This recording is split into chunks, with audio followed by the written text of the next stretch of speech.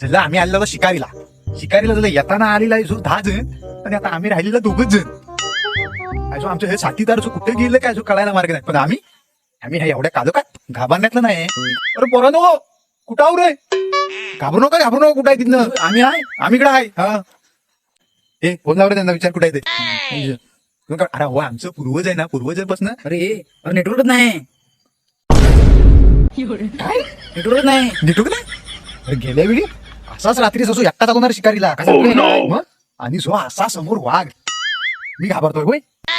असो मला बघून जो असा थरथर काप ना ताजवा काय वाटतं?